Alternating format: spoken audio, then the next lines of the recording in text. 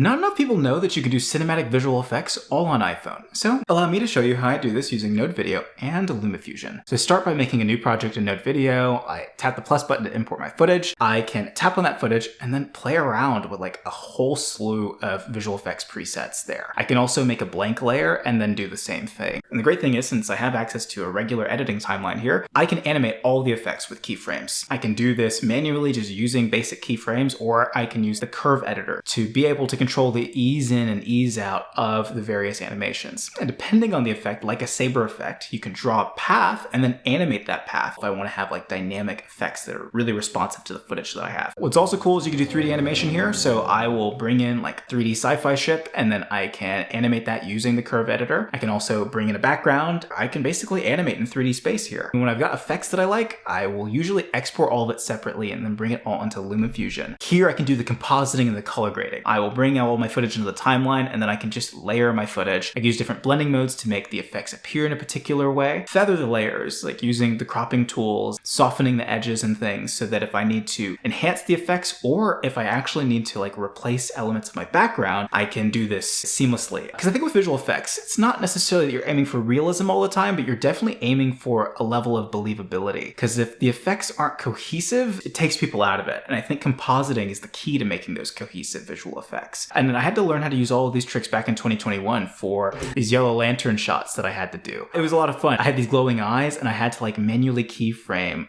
all of the animations for those eyes individually, frame by frame. It was like so challenging. I can also add other effects. So that was how I got like the beam effect. And this is great because then I can bring in 3D animations that I've made in Cascadeur, start stacking those effects, and then boom, now I have like the apparitions from my urban fantasy project, Coloriculum. That's the magic of being able to do all of this. It's pretty straightforward and pretty quick to do. And I'm doing all of this on an iPhone 12 Pro. You probably have a newer phone than I do. You probably can do even more. I didn't get into this to do visual effects, but it's just become a natural byproduct of me having to make things for what I do. Having the ability to do that kind of stuff all on a phone, I just think is really awesome. If you have any questions or comments, please let me know and let me know how this goes for you if you end up trying it. And yeah, I look forward to seeing what you all create.